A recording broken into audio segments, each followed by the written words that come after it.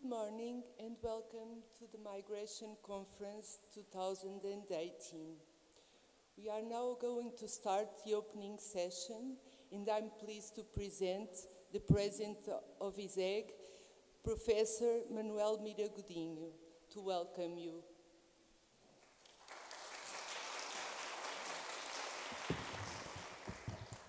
Hello, good morning. It is a pleasure to welcome you to ISEG and to Lisbon. My name is Manuel Godinho. I am the Dean of this school, the Lisbon and Economics Management School of the University of Lisbon. It is a pleasure to welcome you and to host this conference, which is hosted this year by the University of Lisbon as a partnership of our school, ISEG, and IGOT, which is the Geography Institute. I welcome and thank the chairs of the conference, Professor Ibrahim Sirkechi, good morning, Professor Lucinda Fonseca, and Professor João Peixoto, also the Ambassador of Turkey here, Excellency, good morning. And this is a very important topic, migrations, a critical topic these days. I would say one of the 5 most important topics these days.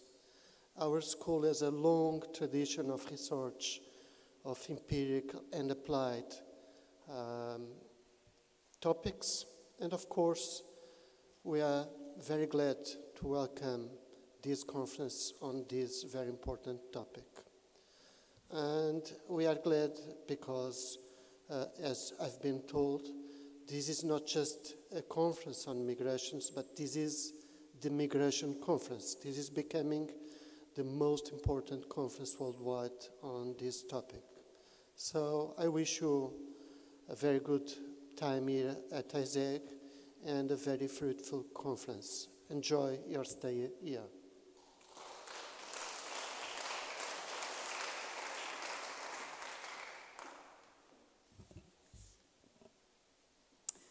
Good morning, everyone, distinguished speakers, colleagues, students, dear all.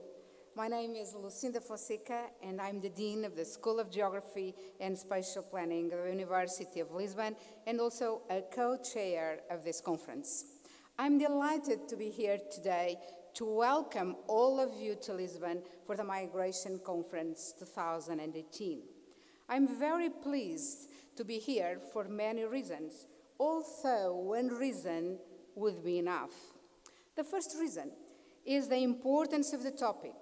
In today's increasingly interconnected world, international migration has become a reality that touches every part of the globe.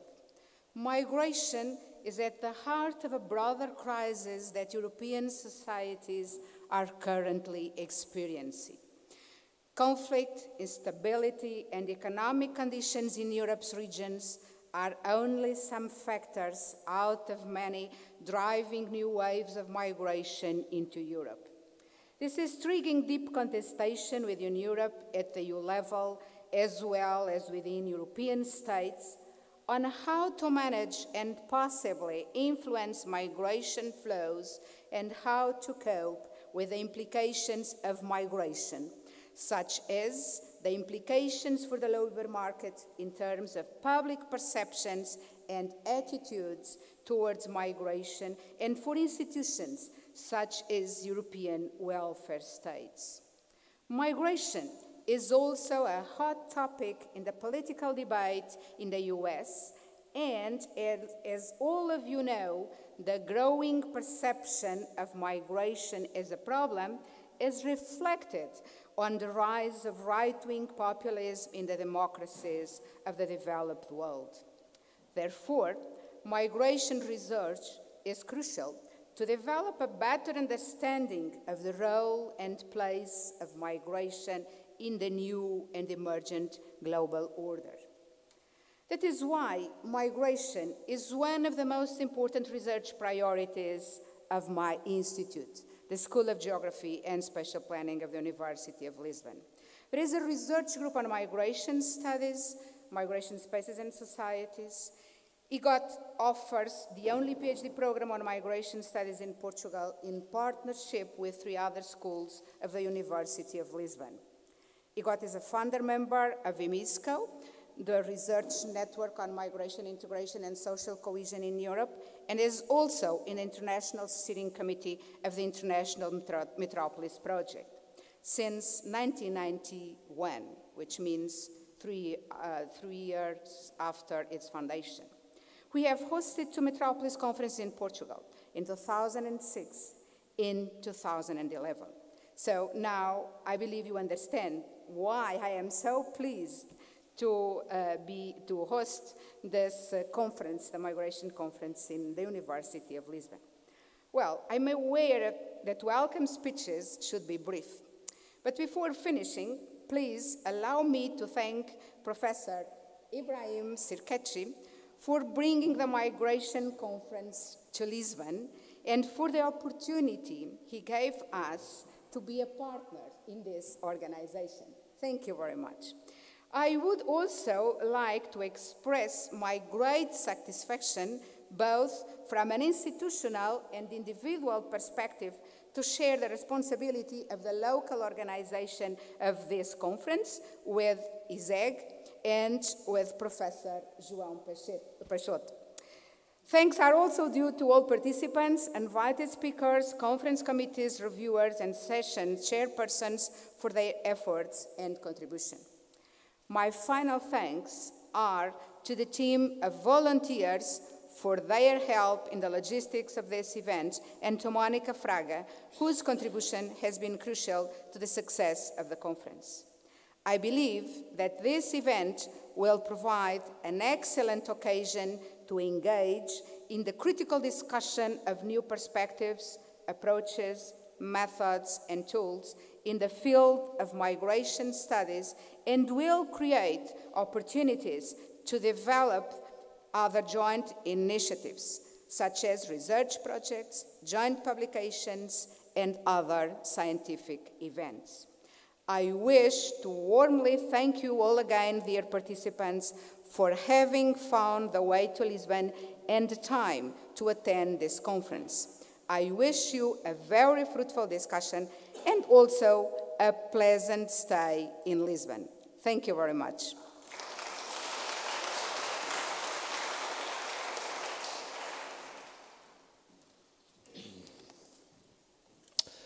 So, good morning all. Welcome to Portugal, welcome to Lisbon, welcome to University of Lisbon, welcome to ISEG, welcome.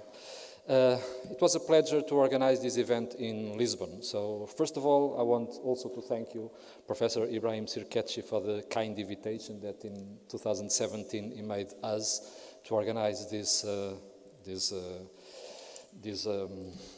conference now in Lisbon. It was a pleasure. I met Professor Sirkechi before, so it was a pleasure when he reminded us to organize this event here. This was only possible to organize such a large event thanks to several people and institutions. First of all, Professor Ibrahim Sirkechi and his team in Transnational Press London, and also the volunteers that he brought with him. Second of all, IGOT, the School of Geography of the University of Lisbon, and Professor Lucinda Fonseca and his team were fantastic during this period. And then ISEG, where we are, and my research center, Socius, the research center in economic sociology, it took in charge significant part of the local organization. I must thank Ibrahim, Lucinda, our dean, Professor Miguel Godinho, because he allowed that you use the facilities of ISEG, but particularly I want to thank Monica Fraga, the lady that was here in the first place. She was fantastic in organizing most of the local things, and also the volunteers, the many volunteers from geography, some from ISEG, some from London. Thank you all. I am very glad that this conference takes place here in Lisbon, first because of the weather and because of the tourism in Portugal, so it's nice to have such wonderful people in this wonderful city, but mostly of all because Portugal is a very peculiar and I would say exceptional country from the migration point of view. Portugal has a long history in migration flows, both as sender, both as receiver. Portugal has a long history in migration flows as crossroads of multiple flows from and to every part of the world. Portugal has a tradition of designing good migration policies. Maybe some of you already know that Portugal, in terms of integration policies, Portugal is one of the best ranked countries in Europe, just after Sweden, in what regards integration patterns. This is the famous MIPEX index. Portugal is maybe the unique country now in Europe that has an official policy of welcoming immigrants. This is a total exception in Europe nowadays. And maybe you know, or maybe you don't, that next Friday there will be an election for the head of the IOM, the International Organization for Migration, and one of the persons better positioned to run IOM is a Portuguese. It's called António Vitorino. It was a former European Commissioner. We know him very well because he's very attentive to the academia, to the studies, so he's a politician, of course. But he's a politician very interested and very well informed about what we do. Of course, that I am supporting him, but I hope that he will win the election next Friday. The former speakers has told, migration is one of the most important topics nowadays in Europe and the world. There is a general atmosphere of intolerance, of fear, of xenophobia, of racism. Migration has become one of the most important political topics nowadays in national terms and international terms. I believe that all of we, or at least the large majority of us, we do share the same moral principles of protecting human beings, protecting the rights of immigrants, protecting the rights to welcome refugees. I believe that we share moral values.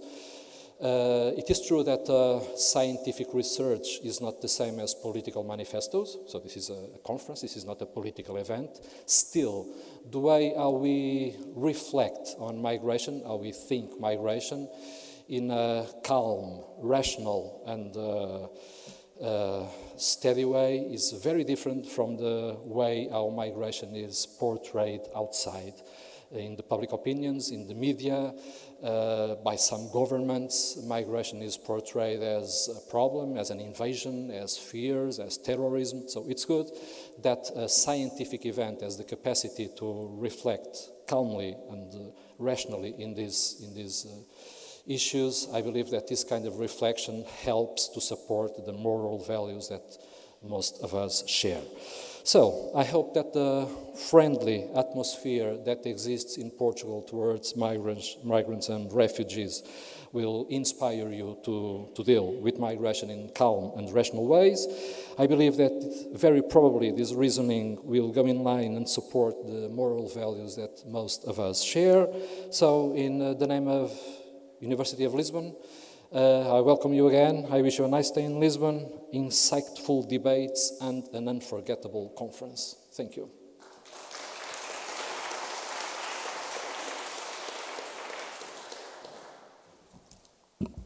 Thank you very much. Welcome to the Migration Conference. His Excellency, Turkish Ambassador to Portugal, and my colleagues from University of Lisbon, all colleagues from all over the world.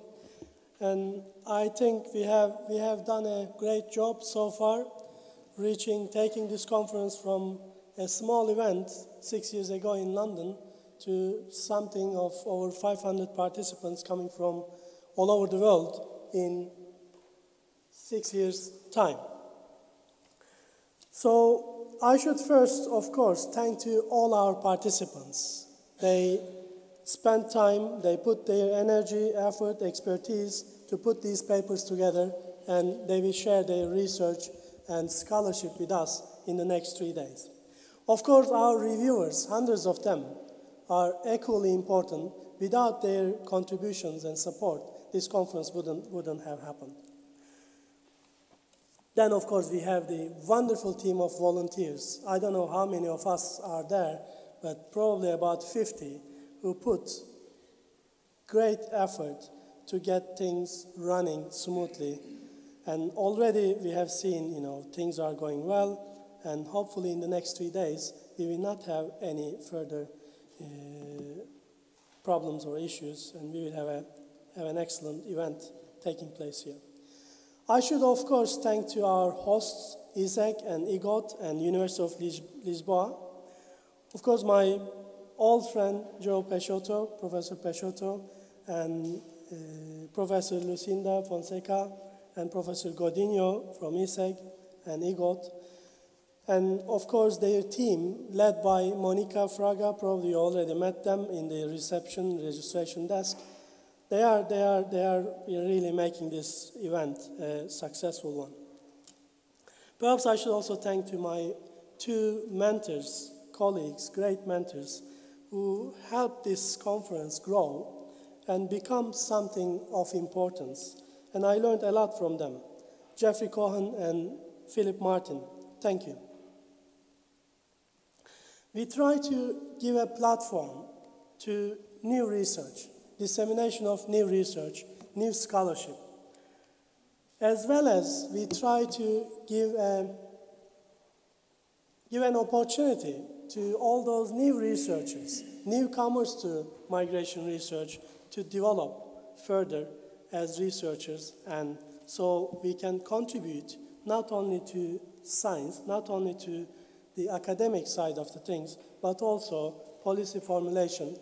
And therefore, it is important we get the message across in the way that it can be understood and used by politicians and practitioners and also other stakeholders related and interested in migration issues today. Of course, we are looking at the news, and news are always talking about migration crisis, and I keep saying there is no migration crisis, only very small minority, very small fraction of world populations are migrants, but there is a great deal of migration policy crisis, and hopefully our work will contribute to solve, to address that need. And today we will have a keynote plenary after these welcoming speeches. But before that, I would like to draw your attention to a few details about the conference. One is voting for the best presentations in the sessions you attend. There's a website set for that, and you will see signs around the registration area for that. But here it is for you to remember and take note. Please, after each session, log into there and identify the session and the paper number and help us to decide and celebrate best presentations or best presented work among us, so some of our colleagues can be slightly happier than the rest. Practicalities, I was joking about it yesterday to the team. If there's a fire, you know what to do. Run. Run as fast as you can. If you see a sign, a green sign saying this is meeting point when there's a disaster, you can try to go there and try to be safe. But if you are in trouble, try to be away from trouble. If you are in trouble, don't come to me, go to police.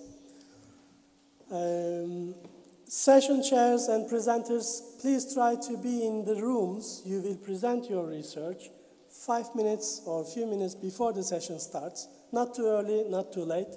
And have your speeches, presentations on a memory stick, a clean memory stick preferably. And please don't use all these fancy, fantastic softwares and internet sites to get your presentation to be downloaded. That will eat up our time very quickly. You will have lunch and refreshment breaks in identified designated areas around campus of ISEG. And our friends, our colleagues, you will see them in orange badges. They will help you to find if you need help.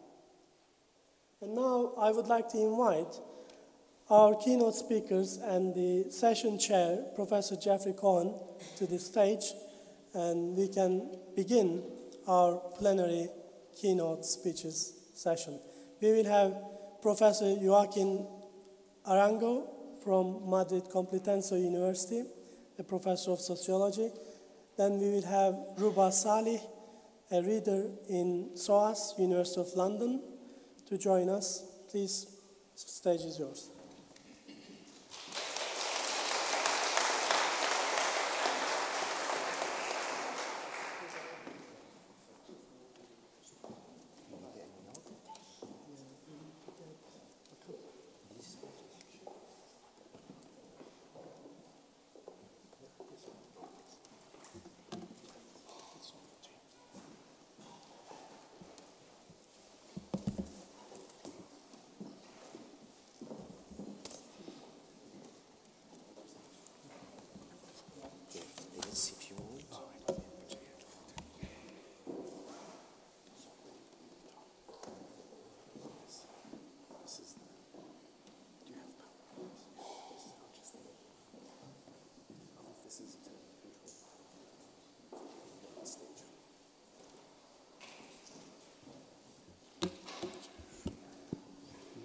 Hi, everyone.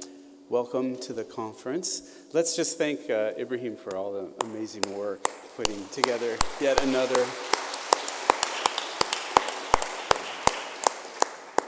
So I remember 6 years ago when we started, and it's a dream how wonderful this continues to be and to grow. And I'm so appreciative to be able to join and to be a part of this year after year. It's just quite wonderful. And I just want to thank again our hosts here in Lisbon as well at the university. This is beautiful and a beautiful city to be in. So let's thank them all again.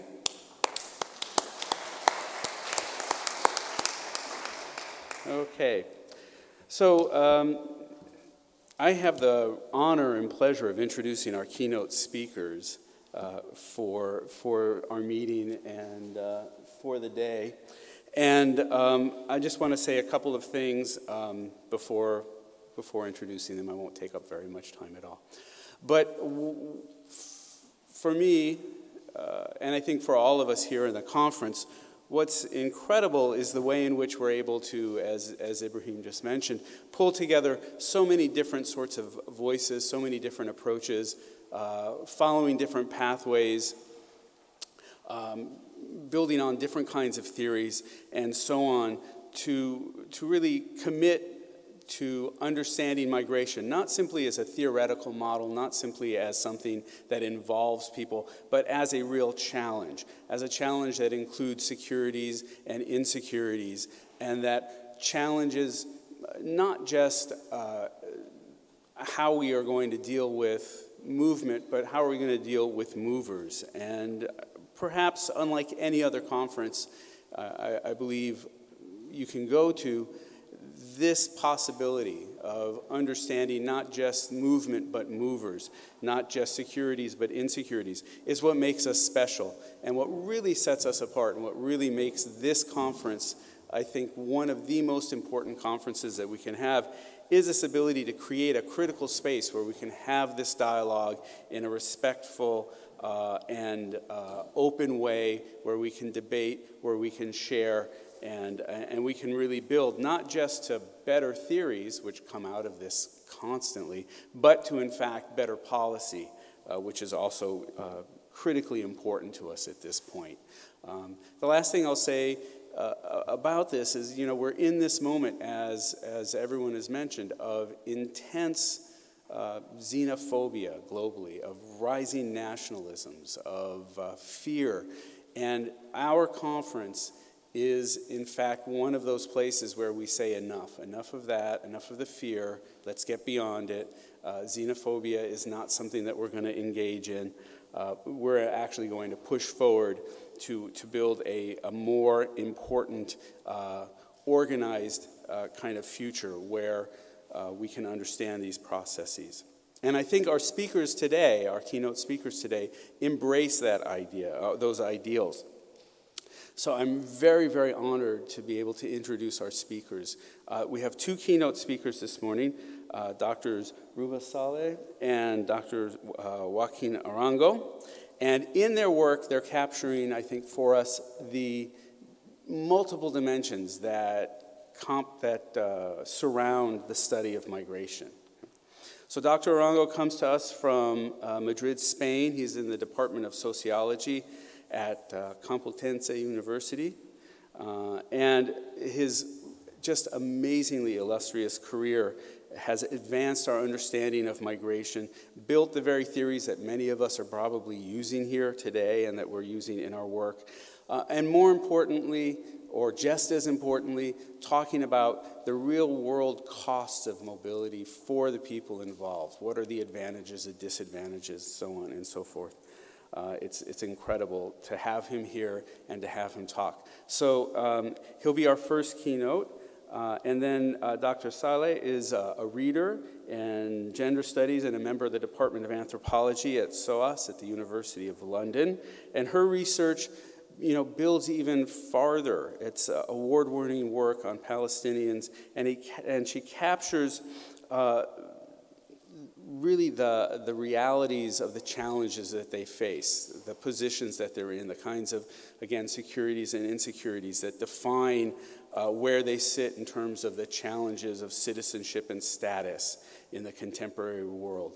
Her work has been celebrated in the books that she's done and the many papers that she's written. And again, it's just a great honor for me to be able to introduce them. So we'll start with Dr. Arango, and his talk will be called The Four Worlds of Migration Regulation, Major Ideal Types of Migration and Incorporation Regimes. And just remember, when it comes time for the exam, at the end of the lectures, you have to write the whole title down.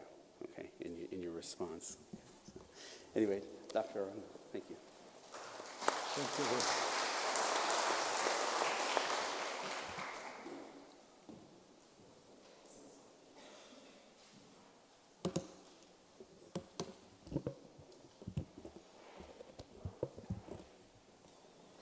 Good morning to all.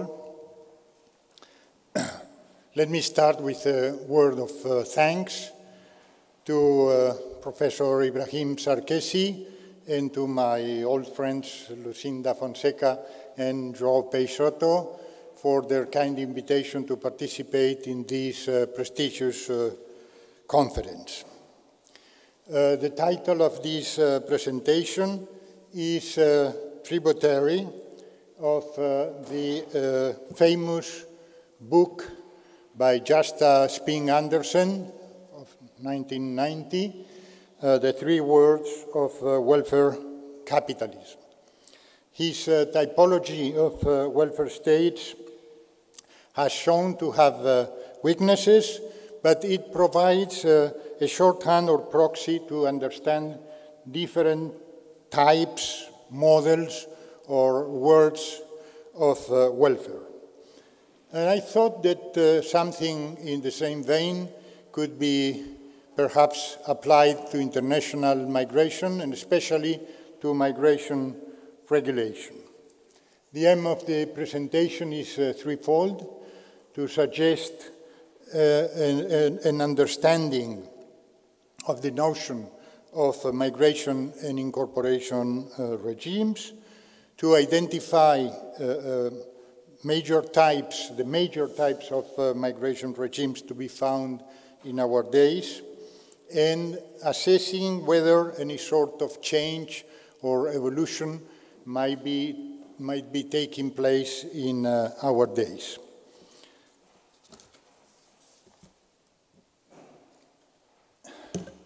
"20 years ago, unhappy with the weaknesses of migration theory, which left aside the political dimension of migration, Ari Solberg called for bringing the state back in, using the famous expression coined by Zita Skocpol in 1985. This is more necessary than ever in the turbulent, convulsed times in which we live.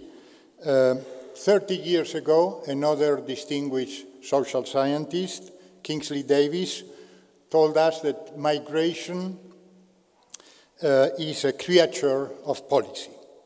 Of course, there are other determinants and other drivers for migration, but migration policies constitute one of the foremost determinants of migration realities. They deeply affect the types of migration that predominate in different countries and areas, the volume of migration, the processes of incorporation or the lack of them, the outcomes of migration, and so on. But it has to be added that migration policies do not happen in a vacuum. Rather, they take place within migration regimes and are conditioned by them. In our days, as Horvath and colleagues have recently put it, regime terminology has become popular, but it is far from a unified concept. Indeed, there has been little debate on the foundations and implications of the notion. What follows is a possible understanding of the concept of migration regimes, or better, of immigration and incorporation regimes, although I will use the two terms indistinctly. I think that the notion provides a rich framework for a better understanding of immigration policies and politics, of the determinants and of the limits within which they take place. And it should be useful for comparing migration policies among different countries, and maybe also for bringing the state back in. Let me start with a couple of initial interconnected premises. First one is that the orientation of migration policies in a country is the result of a number of structural determinants rather than of the unfettered discretion of the government. That is, migration policies take place in a matrix determined by a series of structural factors that set limits to the discretion of the government, and it can be said that to some extent the concept decenters the government in the analysis of migration. The second premise is that as these determinants are structural in nature, migration policy takes place in a relatively stable context, and that confers a degree of continuity to their defining elements over time. Needless to say, such matrix can change and does change and evolve, but it tends to do so with geological speed or slowness, with the result that migration regimes tend to be relatively stable. The notion of migration and incorporation regime encompasses, in my view, the whole complex of constitutional provisions, legal frameworks, institutional configurations, norms, and informal practices through which a state tries to regulate immigration and their implications, including among them the integration and the incorporation to the nation or the rejection of it. It reflects the dominant discourses of belonging, the prevailing public perceptions and attitudes toward migration and incorporation in a country. We could say that it reflects the way in which a state relates to immigration and tries to mold it. Migration regimes are the result of an equation that includes a certain number of determinants or determining factors. First, the character of the polity, be it liberal democratic or autocratic. History, especially in relation to population movements and their psychological underpinnings. The conception of the nation, civic, political, or ethnocultural. The type of the socioeconomic system, be it more liberal or more corporatist, more adept to the European social model or to the Atlantic model, with more dynamic or more rigid labor markets, with stronger or weaker labor unions, with more or less supervision of stakeholders, with higher or lower degrees of social protection, with larger or smaller informal sectors. In addition, of course, it includes also the type, the extent of the welfare system, and a set of cultural factors that are usually difficult to identify and to evaluate. Now, coming to the second aim of the paper, of the presentation, the identification of migration and incorporation regimes. It can be said that there are as many migration regimes as receiving countries, as each country is peculiar or unique. Yet relatively similar orientations toward immigration and incorporation can be observed among a certain number of countries, that they may share these similarities, and they can therefore be seen as belonging to or as being representative of a particular group of migration regimes. Searching for major types of immigration regimes, sort of ideal types in the Bavarian term, two variables appear as paramount. The first is for the grouping. The first is the nature of the political system, liberal democratic or authoritarian autocratic, which determines the endowment of rights recognized to natives and especially to foreigners. And B, the national stance or orientation towards the acceptance or its rejection of significant number of immigrants. That would be the openness, closeness variable, which would materialize in the acceptance of large numbers of people or foreigners, or its rejection. As for the first variable, liberal democratic states are those that recognize a large array of rights, as well as moral and political obligations towards not only its citizens, but also towards aliens, including prominently the right to remain, to stay, and to eventually become a member of the nation, and the right of asylum. Autocratic polities in the opposite side of the spectrum are those that deny most of these rights. For the sake of experience, the two variables can be referred to as rights and numbers. By the way, Phil Martin, who is today with us, and Martin Roas made famous this same binomium, pair of concepts, rights and numbers, but in a very different way and with different purposes than in my case, in this presentation. The character of the polity, the first criterion, yields a clear-cut cleavage among receiving countries.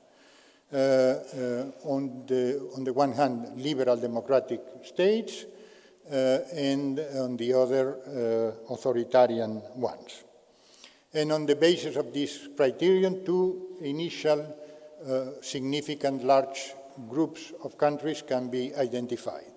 The first includes the US, Canada, Australia, New Zealand, and those of the European Union and associates.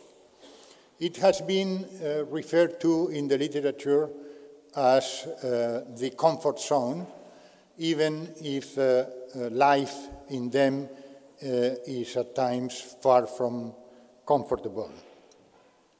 At the other side of the spectrum, and representing it, we found the countries of the Gulf Cooperation Council, the rich oil exporters, countries, nations of the Gulf region. But a number of other countries could be added to this group as representative of the other side of the political spectrum. Yet, classifying other receiving countries, important receiving countries in this dimension, these political dimensions, may be far from easy. Such is the case, inter alia, of an important group of immigration receiving countries in the East Asia region. In general terms, they might be seen as more or less liberal democratic in nature, clearly so Japan and Taiwan, slightly less South Korea, and much less Singapore and Hong Kong. They self-define themselves as developmental states, which is a euphemism grounded on the fact that they privilege economic growth and productivity over redistributive policies and equality. But the choice becomes more clear if the measuring rod we use is the recognition of rights to foreigners, including the right to remain and of family reunion and of becoming part of the nation and having access to citizenship. Seen from this perspective, these countries are also far from the comfort zone. The second variable, openness, closeness dimension, adds important cleavages. Within the comfort zone, distinguishing on the one hand the countries of North America and Australasia that accept migration and diversity as a natural fact and have been doing so for decades or centuries, and countries that are more reluctant to accept it, which are mostly the European ones, or a large part of the European ones. And another cleavage opens within the countries outside of the comfort zone, between, on the one hand, the open in terms of numbers, of large numbers of the Gulf region, and the highly restrictive countries of East Asia. Crossing the two mentioned dimensions, sorry, I am going in the wrong direction. No. Crossing the two dimensions, as I said, four ideal types of migration regimes obtain. The first can be called post-classical or settler model, characterized by the acceptance of large numbers and the conferral of a large array of rights. The second could be called, for lack of a better term, as European, characterized by the recognition of many rights, of a large array of rights, but considerable reluctance to name numbers, to the acceptance of numbers. The third could be called the contract labor, represented mainly by the Gulf countries, which recognize very few rights, but accept very large numbers. And the fourth could be called developmental, which is characterized by few rights and few small numbers. Let me say something about each of them, although it will be known by most of you or by all of you. The first one,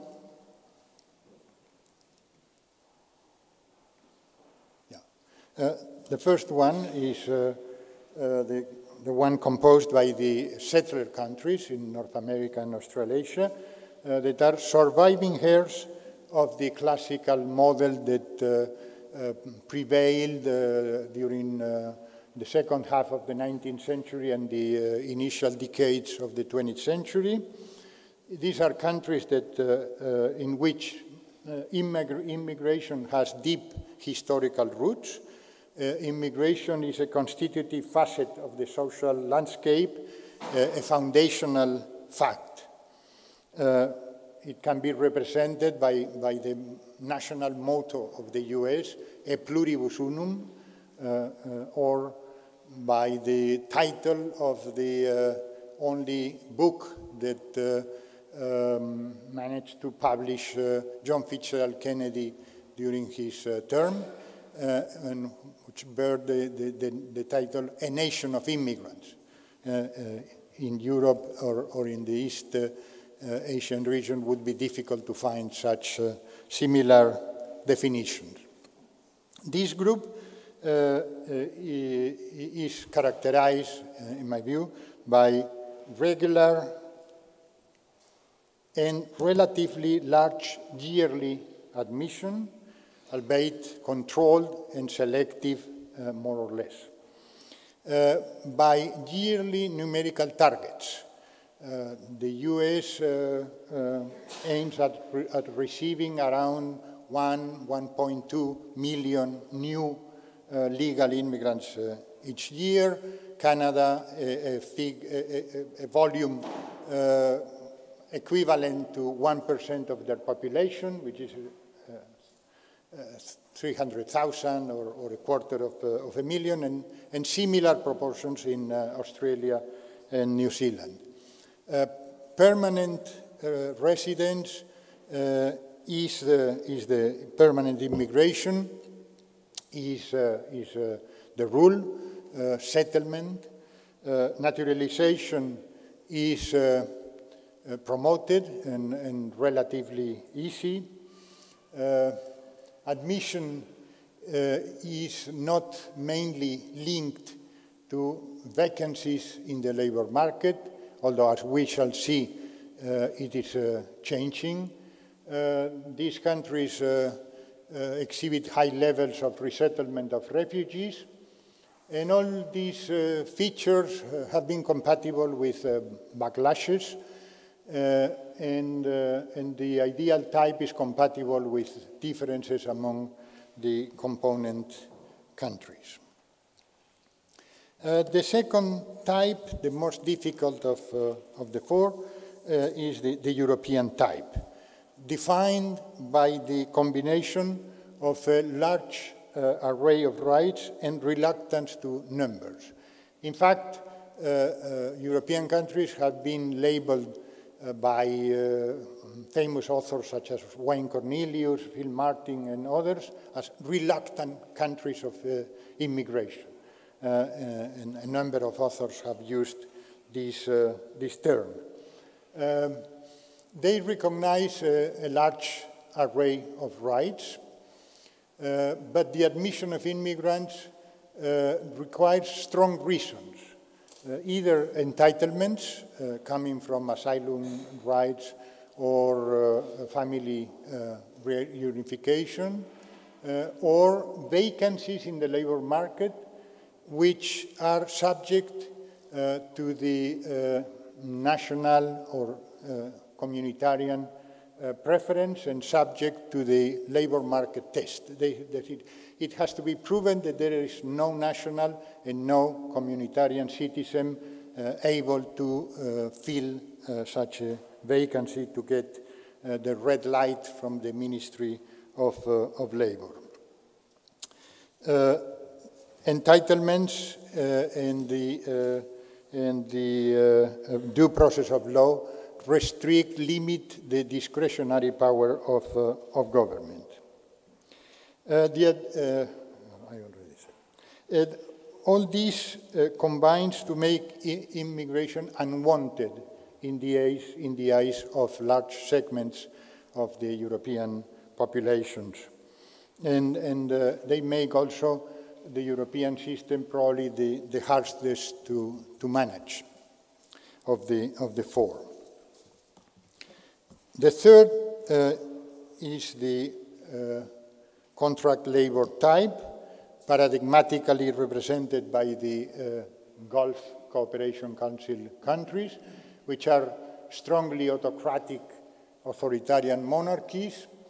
They accept extremely high numbers, which result in astonishing proportion of their population, close to 90% foreigners in the case of Qatar, more than 80% in the case of the United Arab Emirates, and not so far figures for the other 6 countries. The lion's share of the immigrant population is composed of foreign workers. The term immigrants is disregarded because it might imply the idea that these people are part of society and entitled to remain, something that wants to be avoided drastically. There are also expats, but that's another point. Temporariness tries to be severely, drastically enforced. The recognition of rights is minimal. Some authors have spoken of the dictatorship of the contract, meaning that there is nothing else, that the few rights expressed in the country, the salary and little more. Incorporation and naturalization are severely restricted. There is scant protection against frequent abuses and no asylum. Finally, the fourth type, that of the developmental stage type, is found among industrialized East Asian states, represented above all by Japan, South Korea, Taiwan, and Hong Kong, and partly by Singapore. They are characterized by strong reluctance to immigration and diversity. They admit very low numbers, 2%, 3% of the population, except Singapore, which is the exception. Most immigrants are temporary in the form of guest workers or trainees without right of settlement and of family reunification. Government intervenes intensely in the regulation of migration. And there are strong obstacles for long-term settlements. Policies are strongly directed to prevent settlements. For instance, Brenda Gio, one of the students of this type, characterizes Singapore's policies toward low-skilled migrant labor as a case of structural non-incorporation. And that applies also to the other countries in the area, in the type.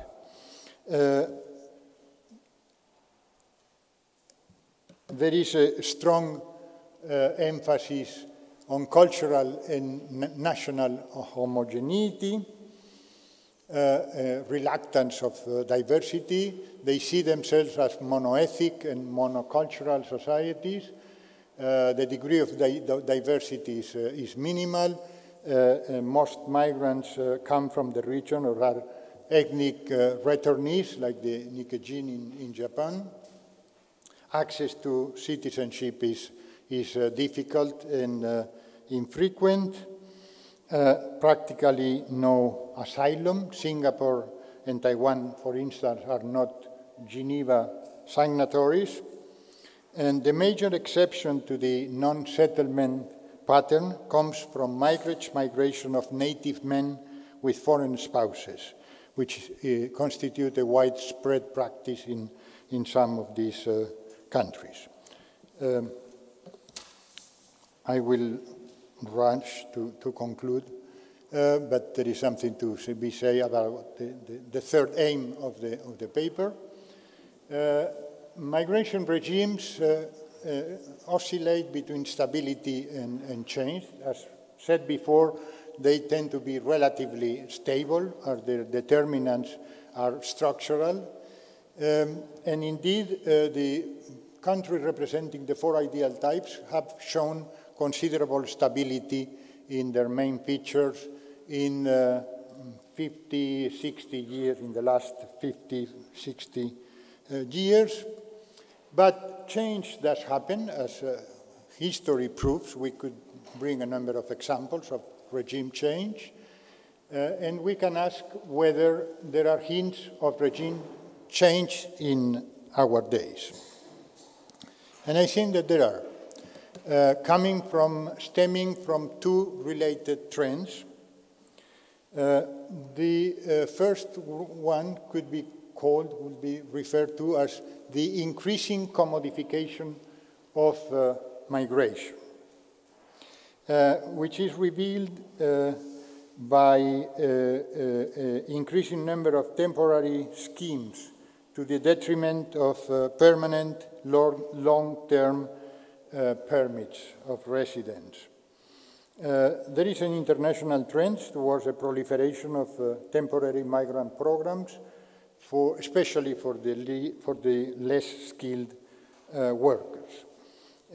We have seen a multiplication of temporary migrant programs in Canada under the premiership of Harper, the preceding Prime Minister, and an exponential increase in the US of H-1B and H-2A and H-2B programs, which are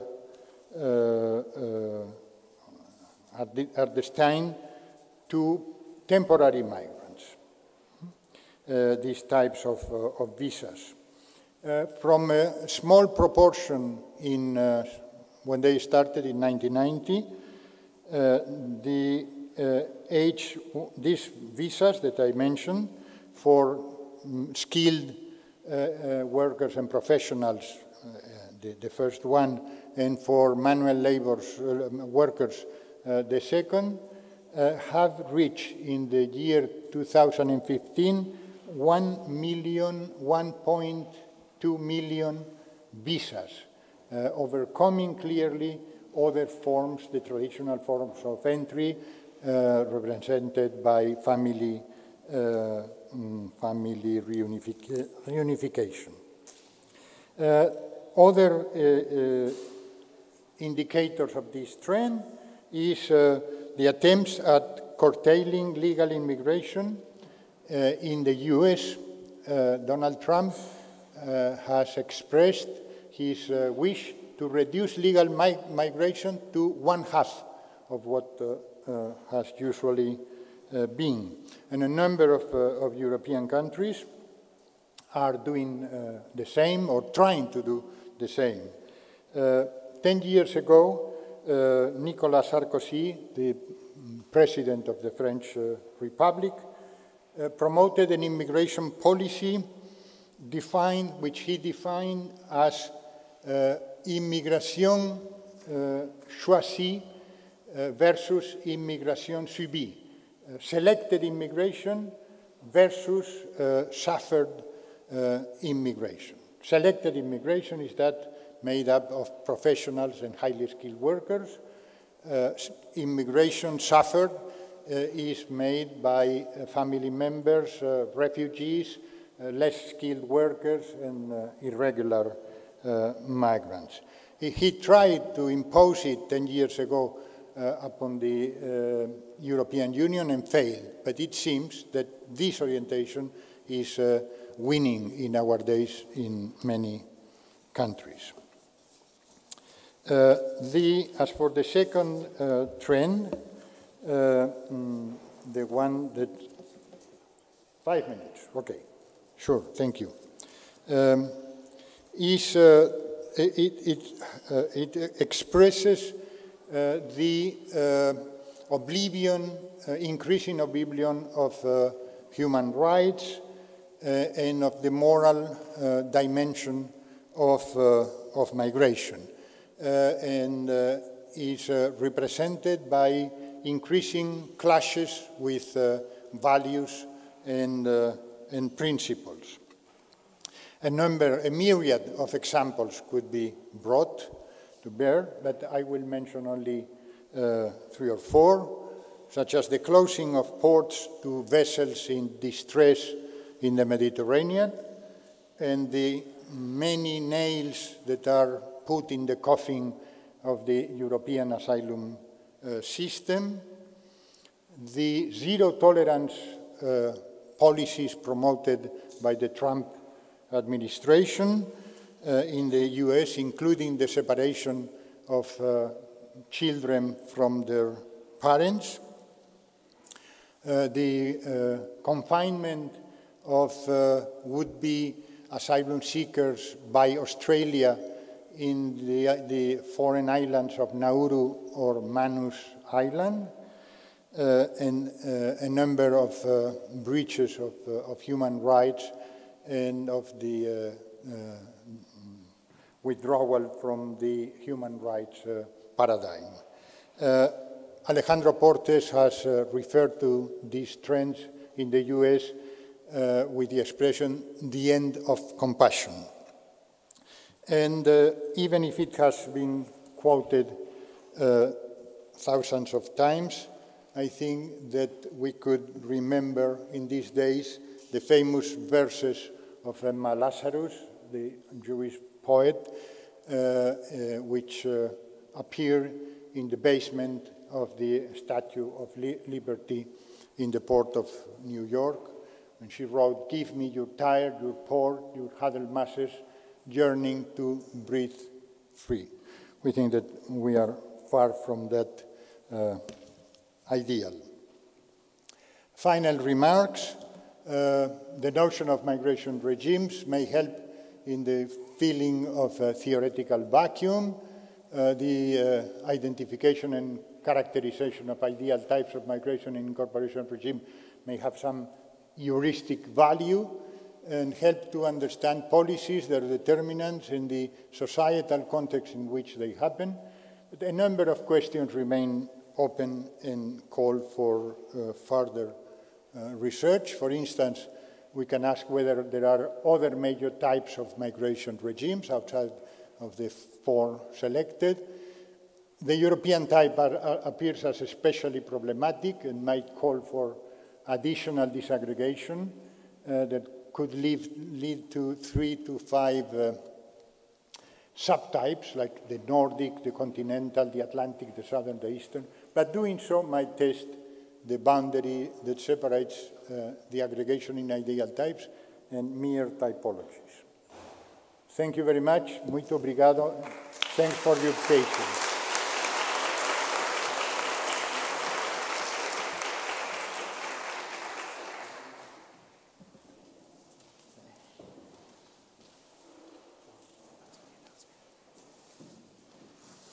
So do you have...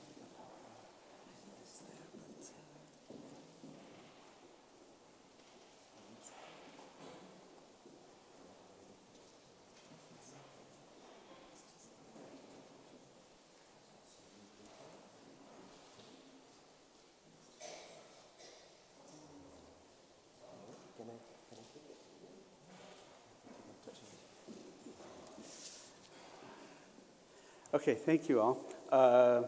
Take a deep breath. I give you 5 seconds. Have a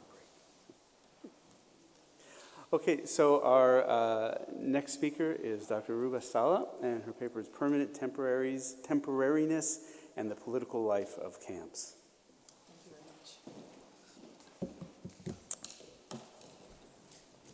Okay, so thank you very much for the invitation to this conference. I'm very glad to be here. And as you can see from this slide, my title has slightly changed from the title I gave in the program, and I hope that's okay. I'm a social anthropologist, as was mentioned, so I'm going to take you from a macro picture of our colleague to a much more micro level of analysis. But let me start by a few considerations about what I see as a problematic way in which the social sciences and public discourse have conventionally understood and represented forced migration or refugeehood, which I think is conventionally still conceived as one paradigm of waithood, where camps are often represented as spaces of exception and forced migrants or refugees seen as affective communities of trauma and suffering. The national statist time-space horizon continues to be the bedrock against which experiences and subjectivities of those on the move are read and interpreted. The 2014 edition of the Oxford Handbook of Refugee and Forced Migration, for example, suggested what defined the emergence of forced migration and refugee studies was the imperative, very important of course, imperative to alleviate suffering in areas of extreme crisis. Suffering and extreme crisis are here seen as suspension of an order that is soon to be re-established through resettlement or repatriation. Yeah? Is it better? But I can't see like this. And access to citizenship rights. So, a long time since Lisa Malki, anthropologist, wrote her pioneer book, which challenged the metaphysics, what she called the metaphysics of sedentarism and the national order of things, we often find that most scholarship on forced migration still operates through a methodological framework that assumes a rigid dichotomy between refugees and citizens, where refugees, which makes use of tropes such as time and space, where refugees' times is perceived as a temporary time, temporary lives, expressed very often as a time of waithood, as opposed to the notion of permanent and fully fledged citizens whose lives are seen to be taking place in the time-space frame of normality, and to whom we usually attribute political agency. Of course, the camp stands as the most potent signifier of this dichotomy, the camp as a space of waithood and of paralysis. And my argument is that this may partly stem from the pervasive influence of European paradigms and the legal, cultural, and political understanding of contemporary global mobility in the legal, cultural, and political understanding of contemporary global mobility. Paradigms that reflect a distinct European history of nation-state formation and the role of statelessness and migration played in that formation. Hannah Arendt's powerful work, for example, maintained that between the First and the Second World Wars in Europe, the minorities treaties that were signed were created what were called the minorities then, and they were signed to manage the hundreds of thousands of refugees and stateless emerging from the reconfiguration of nation states. In Europe at that time. So by constructing stateless as minorities then in the newly formed nation states, these minorities ended up being rightless. But what was important about Hannah Arendt's work, among many other things, was that she signaled how this shift signaled something that was unprecedented. That was that only nationals could be full citizens. And this also signaled the perilous transformation of the state from an instrument of the law into an instrument of the nation, as she coined it.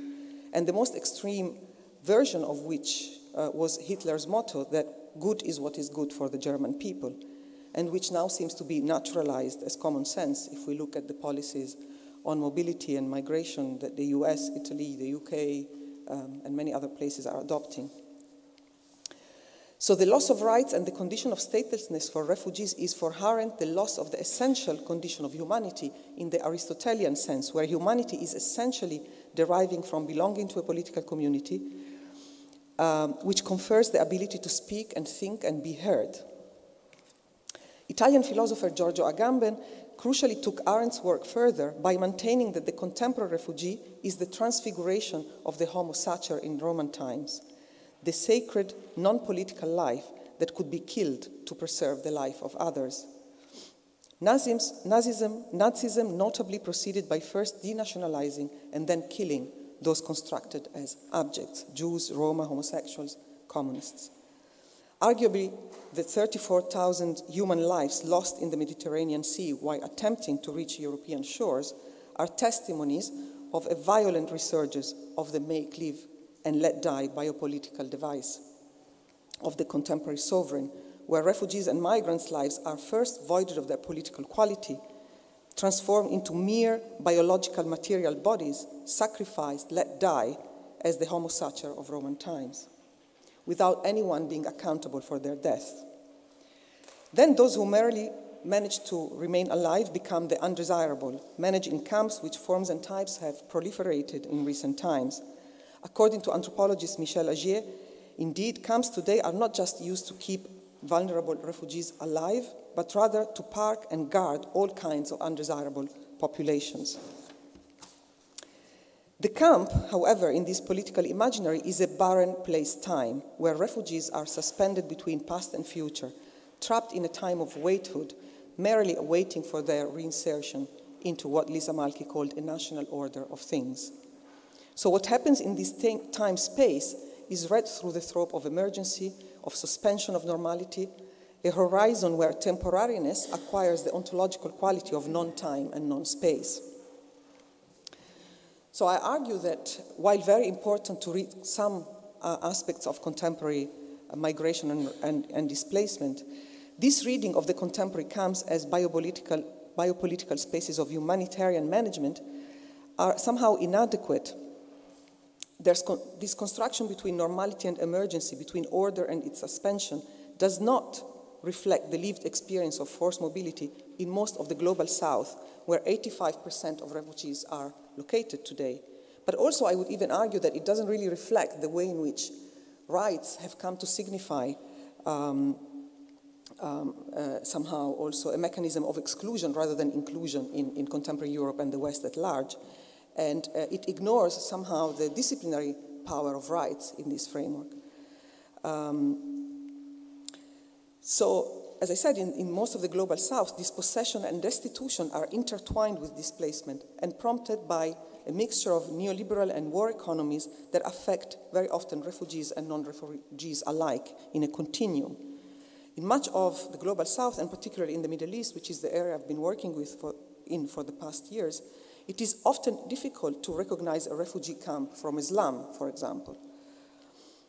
In the Middle East, as well as in many other places in the global south, violence structures everyday life, and ordinary life coexists with or takes place despite protracted violence and militarized conflict. Military occupation, civil strife, violence can be protracted for generations.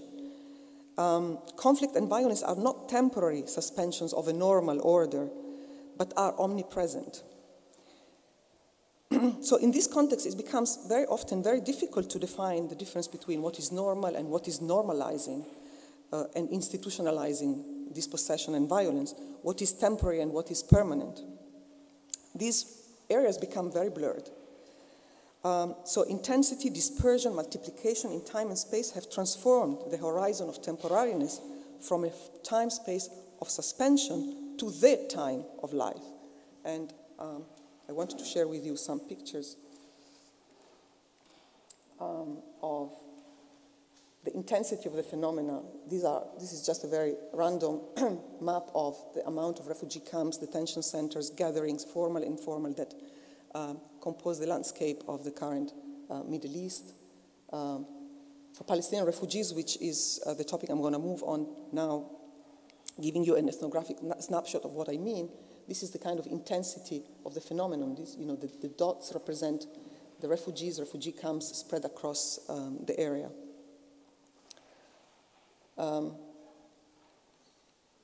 And again, I mean, this is Lebanon refugee camp, Shatila camp, one of the most famous. And this is a slum, Hajj al-Gharba slum in Beirut, and it's very difficult to kind of even define, the difference between one and the other. Of course, I don't have time to enter into the nitty-gritty of this. So for the Palestinian refugees I've worked with for the past 10 years, who are now 5 million out of 10 millions, of a population of 10 millions, with 1.5 million living in 58 refugee camps across the Middle East, the Nakba, what Palestinian calls the catastrophe, their expulsion from their native land, with the birth of the State of Israel, is not experienced, for example, even as a singular historical event that ended in 1948, but is an ongoing and recurrent cycle of legal, material, and political dispossessions that has the ontological quality of an eternal recurrence, rather than one moment in history that has ended.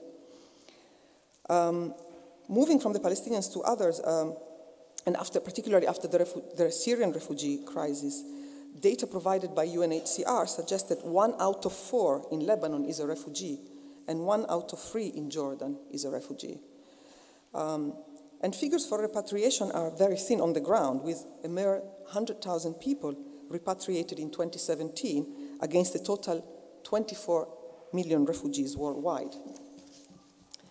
So against this kind of framework and background, how are we to, and this is my question really, how are we to apprehend the life of those populations whose temporariness is not a time of suspension, but a permanent feature of their entire life and the life of the further generations?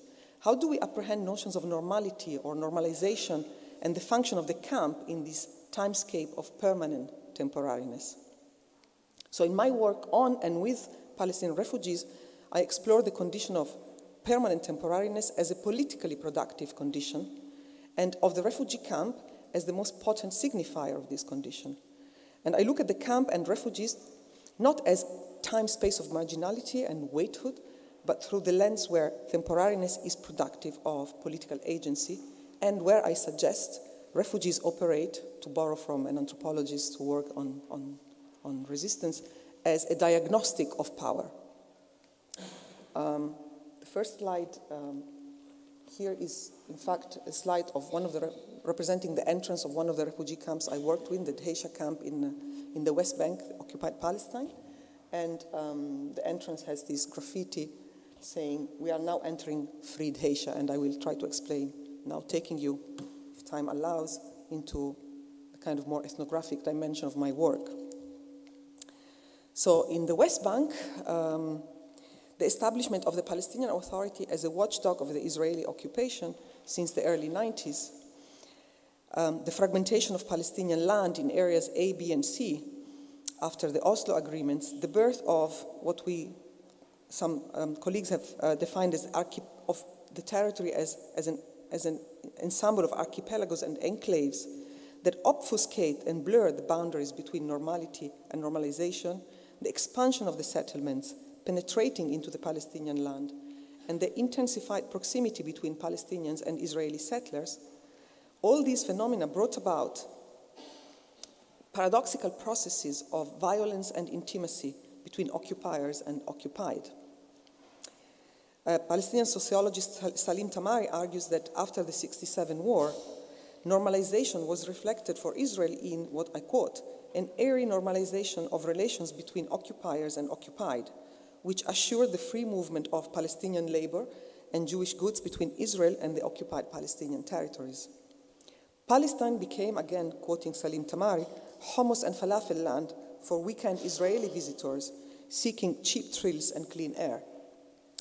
After Oslo, and particularly following the exacerbation of the apartheid system in the West Bank and Gaza, Palestinians started to articulate the need for a normal life, for normality as a way to resist and as a quest. So for the Palestinians in the occupied territories, normality, hayat tabi'iyya, as opposed to normalization, became the watchword for restoring to their lives a sovereign existence and for the building of an economy not subject to checkpoints, to closures, to curfews, and army regulations of their lives.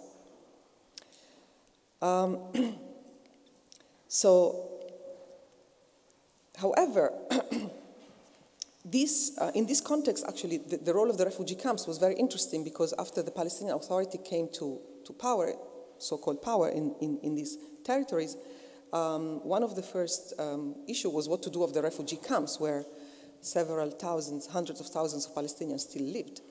And there have been several attempts to dismantle them as a way to assimilate and to kind of get rid of the refugee problem, because obviously Israel doesn't want to receive the refugees back and doesn't want to recognize their right of return. So one of my interlocutors, a refugee dweller of this camp, the Heisha camp, explains what he sees as this kind of intimate proximity between settlers and the native population in these terms.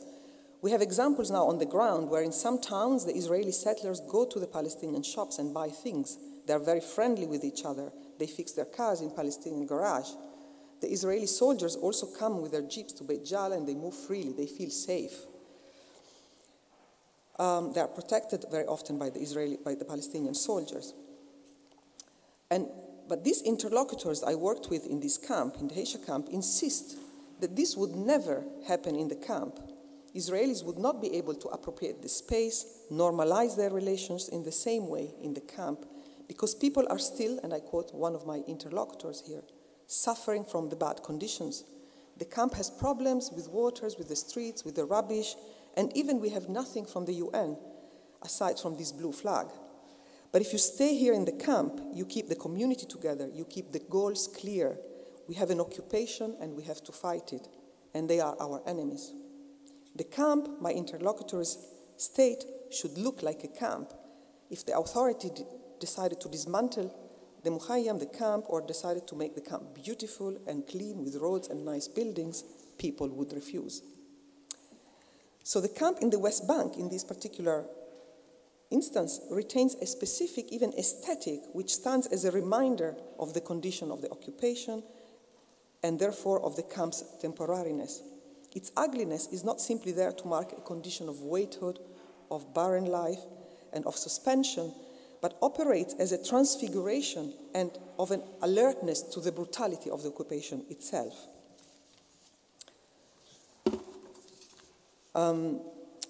Camps, in addition, are neither static nor singular spatial or political realities.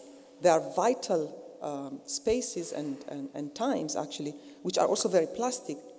As one of my interlocutors, for example, in Jordan said once, camps have given birth to the cities in Jordan, not the other way around. They have different histories, sizes, political cultures, and fluid positions, even according to their location in the ever-changing settler-colonized space of the West Bank. Their proximity or distance to the separation wall or to major roads Palestinians can or cannot use, to major towns, or even the proximity to the villages of origin within Israel proper, play a very significant role in their transformation as well as in their cultural and political landscapes. Even inside, there is a very diversified and multi-layered, spatially defined political economy, and which includes forms of ownerships. Owning a house in the camp perhaps is one of the most interesting, most powerful signifier of inhabiting this condition of permanent temporariness as a politically productive condition. And I'll give you an example. So in an attempt to counter their destitutions, and this happens in many refugee camps, even beyond the Palestine case, refugees have given birth to an informal system of ownership, which has been also written about quite extensively now. So people buy, sell, and rent properties in the camp through informalized transactions, which are all anyway registered in the system, in the offices of the popular committees that run very often the governance of the camp together with the UN agencies. However, my argument is that this doesn't actually reflect a need to own property in the liberal property rights sense of ownership, as individualized accumulation of wealth, for example. Instead, Property in the camp results from an informal form of ownership which mimics the modern property type system but subverts its logic, as it doesn't aspire to accumulate wealth, but simply to mark an entitlement in a specific restricted temporal framework. Ownership, like everything else in the camp, remains temporary and tied to a collective predicament and a vision of future justice. So at stake in this culture of the camp, and this is just one example, the example of informal ownership, is, to put it with feminist theorist Judith Butler, what she calls a more radical ethos than just that of owning, which is one of the people working together, recognizing a common mode of subjugation and disputing forms of individualism.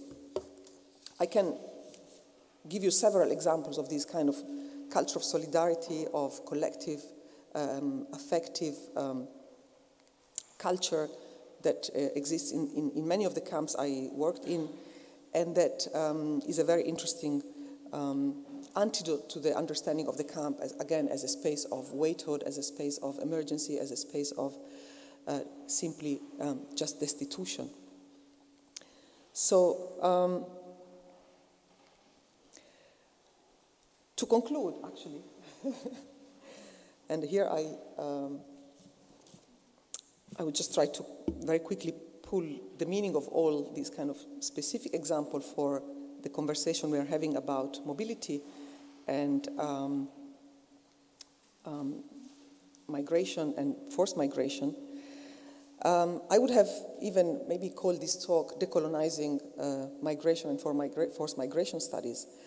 My plea is actually that we need to recognize that what goes on in other parts of the world where the majority of refugees and forced migrants are located doesn't necessarily fit the schema and the theories that Europe has provided us with to understand and manage the phenomenon. In fact, we are talking here of the global south, where under conditions of protracted violence, of protracted destitution, of protracted dispossession, and where the possibility of rights and repatriation are very remote, as in the case of the Palestinian refugees, but also of other refugees. I gave you just before a number of how many people have been repatriated just last year in the face of the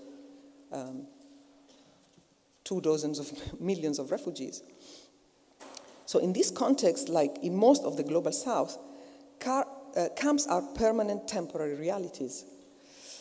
There are universities. In Kenya, there was one of the biggest university camp of the global south. Dheisha hosts a university program where students from across different camps of the north gathered together. So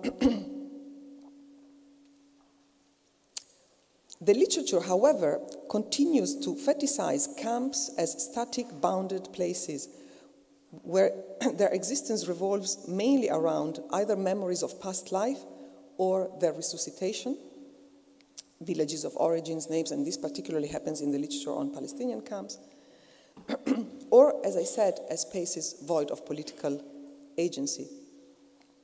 And one could argue that this is the result of a paralysis of the scholarship itself, caught in the need to reproduce staticity and waithood in the camp as crucial for upholding the right of return in this case, but also as crucial for upholding the boundary of our discipline within migration studies and refugee studies sometimes, which are turning into also the institutionalization of humanitarian studies, as many universities have now new courses and programs called humanitarian studies. And this is not a new argument. Lisa Malki, of course, was the first to put that forward, but also Barbara Harrell Bond in the early 80s, of the risks of producing the ontologies that we want to, in fact, understand, and even we want to operate as advocates for. So I suggest that we must abandon European paradigms to understand mobility and forced mobility, which stem from a separation between, or an understanding of lifetime as separation between war and peace, emergency and normality, rights and rightlessness. And we must interrogate the condition of refugees' permanent temporariness that characterize areas such as the Middle East, for example, in their own terms. In most of the global south, as I've tried to suggest, permanent temporariness is the time space of one's life and of one's children's life and of one's grandchildren's lives. And the camp is not a space of suspension, of marginality, of just waithood, but one where temporariness becomes productive of political agency and becomes a potent symbolic form of resistance against the normalization of dispossession. Thank you very much.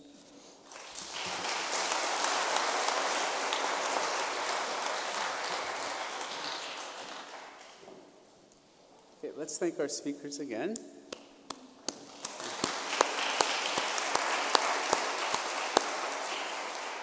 So we have a bit of time for some questions. What I would ask is as you're asking them, if you can keep them kind of on point and short and not break into a lecture. We want to come and hear your paper later, but not right now. So if we can keep questions kind of, on point, we have plenty of time for some discussion. We have a microphone here. So if you raise your hand, we'll try to get everybody. Yeah. So questions, comments, anybody for either of our speakers? Go ahead. Do you want to? Right back there.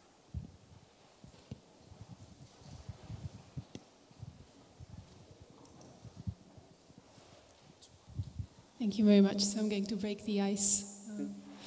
I have a question to Professor Arango about the different categorization of regimes. You can't hear me? You're not here? Like this, better? Yes? Okay, I'll try. Yeah.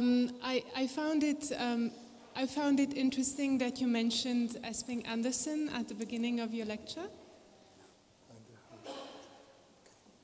Go ahead, I'll try to try. Yes? I have a hearing impaired problem these days. Okay. So it's my fault, not yours. Again, so I found it interesting that you mentioned Esping Anderson and the welfare regimes at the beginning of your lecture. And I was wondering if at all you tried to overlap the categories of regimes, migration regimes, against those categories. Like, I would expect that also the social democratic regime of social protection, of rights, would maybe be more reluctant to accept high numbers of migrants than the more liberal type of social protection, of welfare state regime. So I was wondering whether you tried to do that overlap, or whether it would make sense to you. Thank you. Okay, so the difference, if there was overlap between the regimes in the book on capitalism that we started with, and the overlap between the regimes in regimes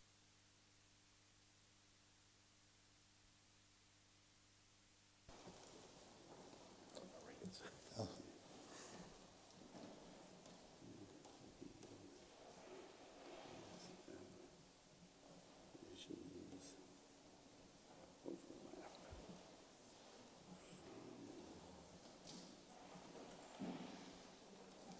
Sorry.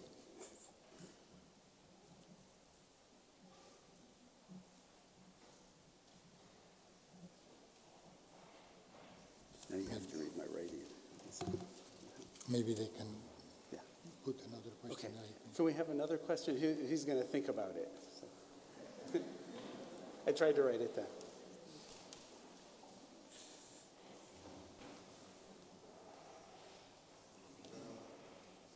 Thank you. Can you? Okay. Thank you very much for your interesting talk and attempt to come up with a typology, Professor Arango. So the comment is to you. I agree with you that some really important questions remain, and I feel that we need to broaden the proposed simplifying lenses of investigation. I have a couple of things on my paper, but I would like to pick only one.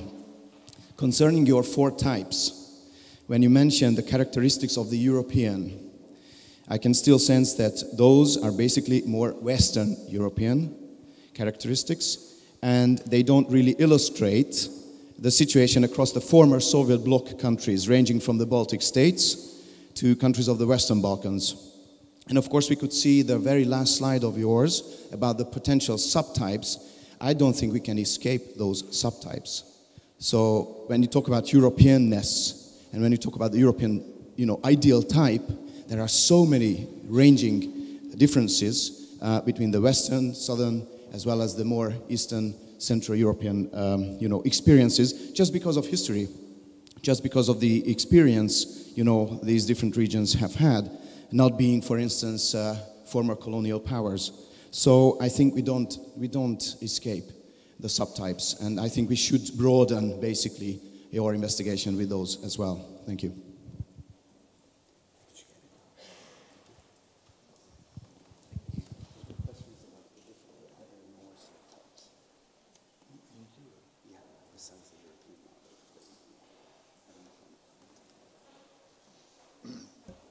Well, first of all, let me apologize for my involuntary and I hope temporary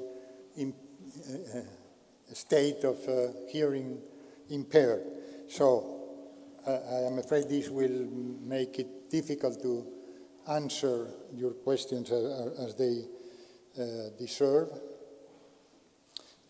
As for the first question, do the ideas of regime overlap from capitalism? As I said, I think that the notion of migration and incorporation regime encompasses a number of influences or determining factors, and a very important one is what we may call the type of socio-economic system, or what some authors have termed varieties of capitalism. Different socio-economic systems make very different demands of labor, types of migration, etc. And I think that we could find interesting differences between, say, countries adept at the European social model and those more inclined to the Atlantic, more liberal paradigm, between countries with dynamic labor markets that create plenty of jobs, of employment, to the detriment of social protection, versus more rigid and regulated ones, and so on. But I think that this is one of the ingredients, one of the determining factors of the type of regime. But there are also, as I said, the conception of the nation, the influence of history, and cultural factors that often make a certain black box that is difficult to interpret, and so on. But I think that the varieties of capitalism is a very important determinant. As for the question about subtypes, and again, excuse me if I didn't follow it fully and I didn't understand well. As I said, I see a clear problem with the European type. Yet I think that first, Europe is synonymous with heterogeneity. That is, we are speaking of a region made up of 50 different countries or so. And of course, that entails difficulties for grouping all in one type. Huh? By the way, I think that the construction of ideal types doesn't need to include all the countries in a region. We could have taken a number of more or less representative countries, and then the task would have been easier and less open to reasonable contestation. No? And I think that there is something that, to some extent, bundles together many European countries, and it's this combination of recognition of rights, because they are liberal democratic polities, although at times in a very uncomfortable way, and feeling prisoner of their obligations, of their moral and political obligations, feeling uncomfortable with the Geneva Convention, and trying to define a very different asylum system that would fall very short if compared with the Geneva Convention, trying to make it difficult to regroup the families, or rejecting asylum seekers, etc. So, despite this, I think that the European model would be defined by the combination of these two features of traits. One, recognition of rights, even if at times unwillingly, and reluctance to the acceptance of immigrants. I think that, of course, there are exceptions, but the first feature would separate the European type from the Gulf type or from the East Asia type. Clearly, Europe recognizes family reunion and asylum and the due process of law and the right to stay, even if it tries to restrict it and curtail it as much as possible, and the right to access of citizenship, and Japan and South Korea, not to speak of Saudi Arabia or Qatar, do not, and that's a difference. And then there is a difference between, on the other side, Europe and North America and Australasia, because every year they say we are going to admit 1 million or 300,000 immigrants. No European country does it. Well, maybe Portugal in this coming week, but Portugal is a welcome exception, or an exception that deserves to be highlighted. No? But it doesn't happen. That is the same lottery of diversity in the US. Despite all the backlashes that are taking place in the US, can you imagine something similar? Sweden offering 50,000 green cards by lottery, by a system of lottery, or not? Well, I think that this, of course, there are many differences within Europe, and then that creates difficulties for this unified type. And then I think that it could be disaggregated, but if you go very far in the disaggregation, at the end you have a typology. And we have plenty of typologies, which fulfill different purposes. Thank you very much, and sorry about...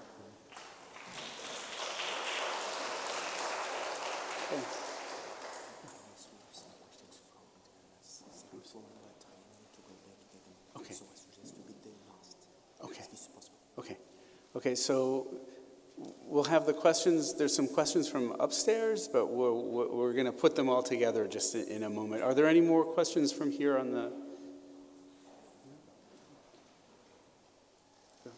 DC?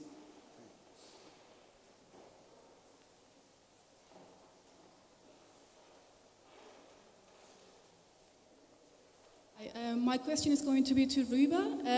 I found the concept of permanent temporariness very interesting. And would you also suggest that, because we've got refugee camps or detention centers in the European region as well, Malta is one of them, and some Greek islands. So would you also suggest that we can talk about the permanent temporariness in the Western world as well, or is it becoming a growing norm as well? Is it becoming normalized? We've got Calais, so-called jungle. They keep dismantling it and they keep coming back again. So I would like to ask that question. Thank you.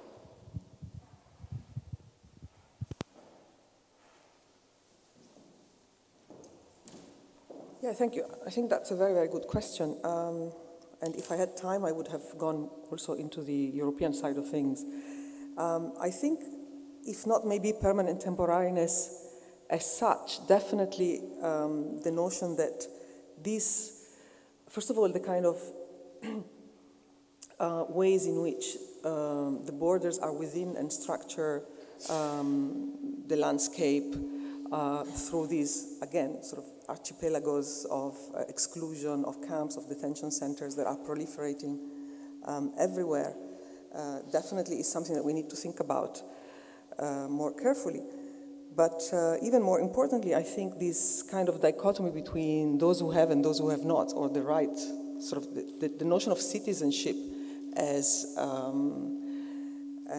notion that speaks for itself, as a notion that defines the sort of the holders of rights vis-a-vis those who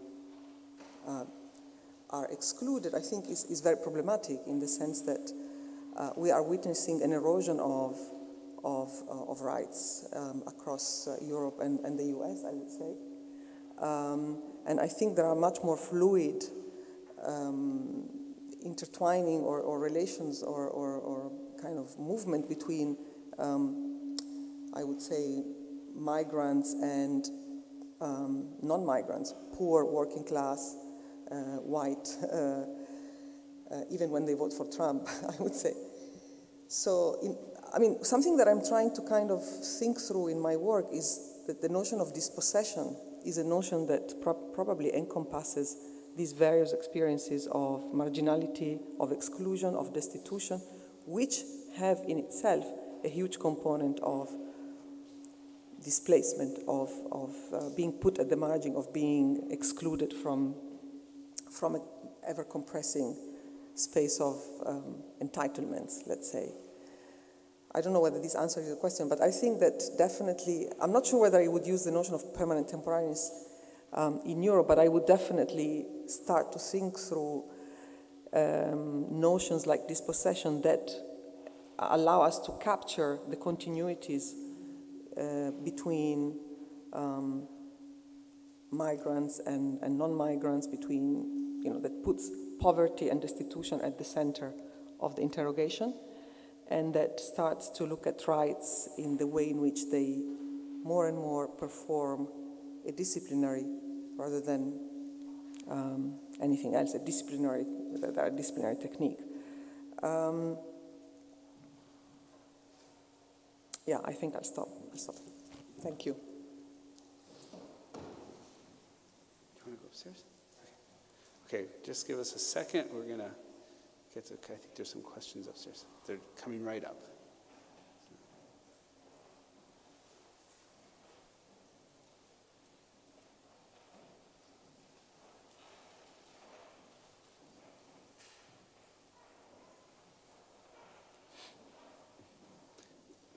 So the one thing we've obviously learned amongst everything else is that we need 2 microphones at the next conference.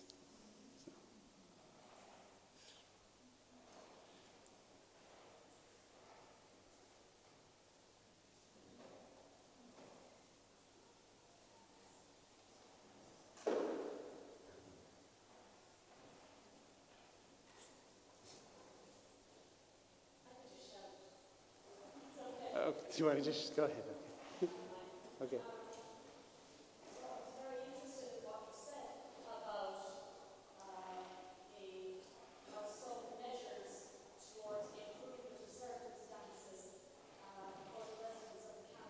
Resistance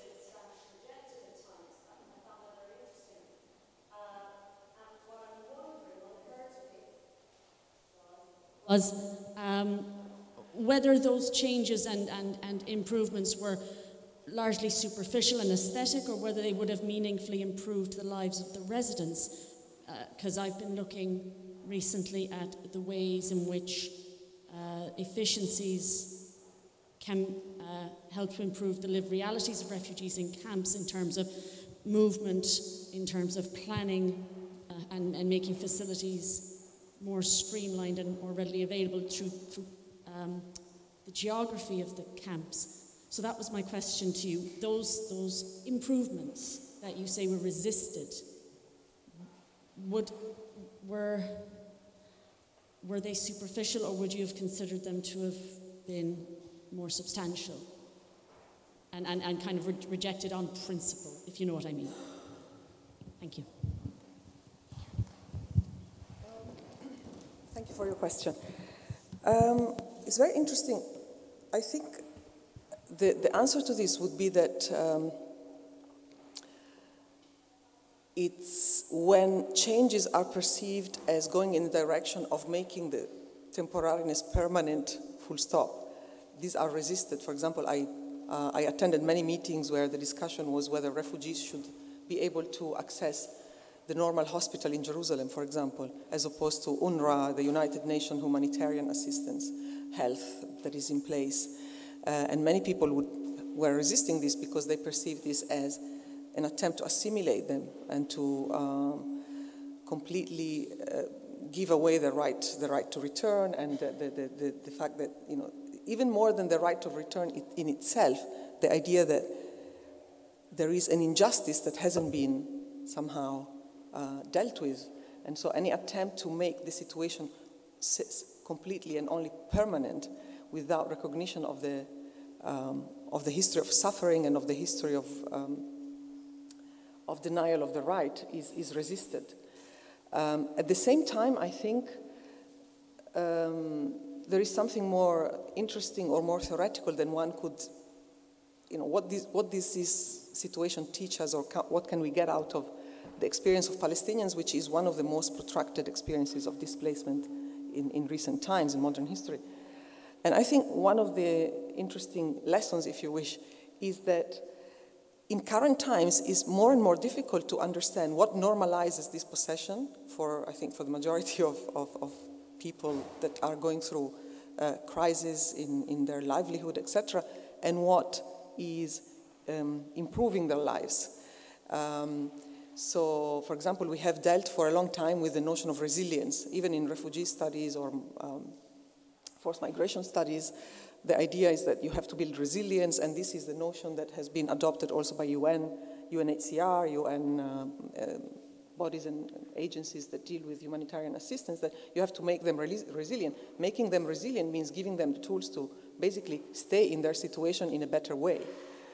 And what I'm trying to suggest is that in this inhabiting the permanent temporariness, there is an attempt to inhabit the paradoxes of a time-space that doesn't have a beginning and an end, which is the reality of everyday life of the past, present, and future of most of the people who live in the Global South who have been displaced. But also there is a vision for a project or a social justice, social and political justice that goes beyond the mere survival, you know, that goes beyond the notion that, okay, we have to be resilient, we have to just accept what we are given to have a little bit better lives. There is something more. And I would say that in the Palestinian case, which is interesting again because of its longue durée, what happens is that there is a clear distinction between what people do as individuals to better their lives, and this is distinguished from what structures try to put into place to impose on them a collective predicament of stay put or accepting the status quo.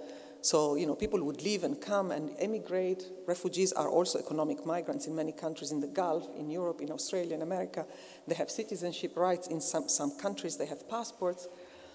But these are choices that they pursue as individuals. All of these people would reject an imposition of resettlement as a solution to the problem.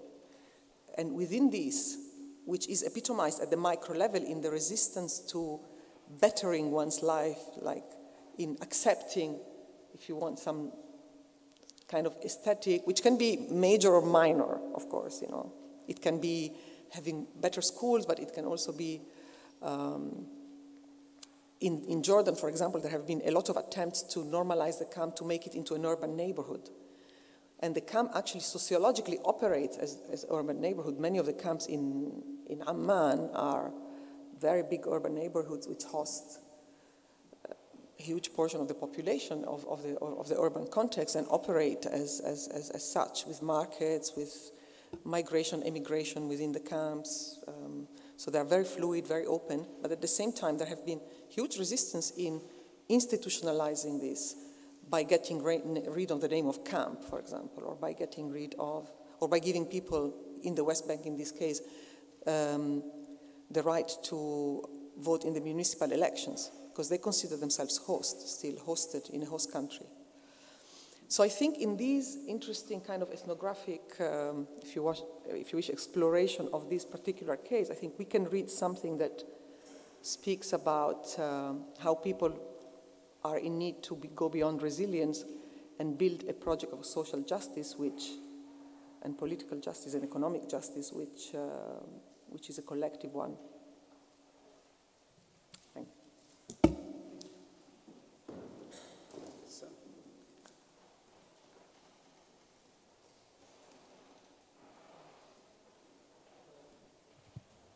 Hello. My name is Froylan, and I'm an associate at the Gulf Labor Markets and Migration, and I focus on Gulf Asia Migration Corridor. So my question, well, first of all, thank you to Professor Joaquin for introducing us to migration regime frameworks in migration studies. I have two quick comments. The first one relates to the classification of migration regimes.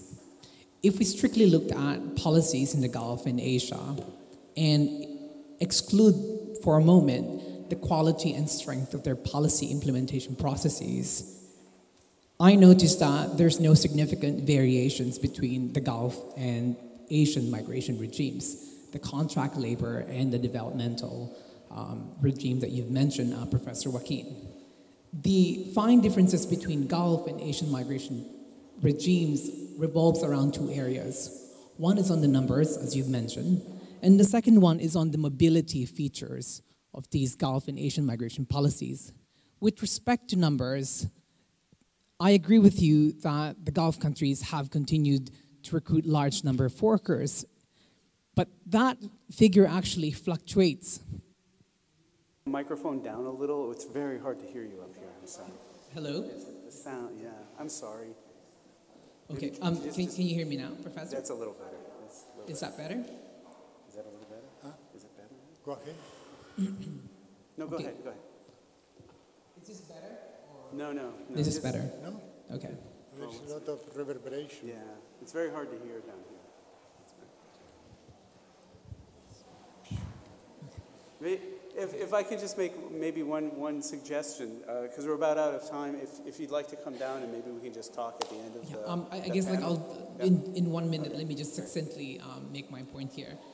My point is, I think it's imperative to give a contemporary look of their policies in the Gulf and Asia, because there's clearly a growing convergence between these policies, and I don't see any significant differences between the two. In fact, the major criticisms that Gulf and Asian countries have rests on their mobility policies. But if you look at their policies strictly alone over the past 3 and 4 years, these Gulf countries have rectified and have actually addressed these policy issues with respect to exit permit and with respect to the ability of workers to transfer from one employer to the other. And I'd love to further clarify that to you after the presentation. And the last note that I want to make actually is, when I look at the migration regimes, it appears to me that there are two kinds of paradigms that you're highlighting here. The first one is sort of the normal or accepted immigration type of policy regimes, and the other one, the abnormal type, the Gulf countries and East Asian countries. But if you look at the unique context and challenges of these receiving countries and how they actually deal with migration, and if you look at the future, right, the intensification of migration in the global south, the varying economic crises and challenges that they face, it seems to me that the abnormality of their immigrations appear to be normal and appear to represent what the migration issues in the global south clearly are happening. So I feel like, to an extent, European countries now, their values are being threatened by the idea of, they have to conform to their values, but at the same time accept these refugees. But if you look at the way they're moving, the restrictiveness, plus the restrictiveness of immigration policies that you see in the Gulf and Asia, I think there's that interesting sort of argument that you could make that the abnormal now is becoming the normal, even if you look at the future of migration by 2050. So thank you so much for that. Thank you very much. Let me share a secret with you. When I thought of coming to Lisbon, I said, why not to come the weekend before and go to the beach? And maybe too much water went into my ears. So I cannot, and there is a lot of reverberation in the hall. So I cannot answer your question because I couldn't follow it. But I'm sure it was extremely rich and interesting, and I'm sure that it improved my presentation. Thank you. Well, I'm sorry that the sound system wasn't better, so it was very hard to hear the questions up here. So I apologize for that. We do have, we're all here, the conference has just started. Please find us and to continue these discussions. But also at this point, I think we're going to a coffee break. If you need a little something to wake you up and get you ready, besides these wonderful papers. Anyway, enjoy the rest of the conference, and I look forward to meeting many of you. Thank you.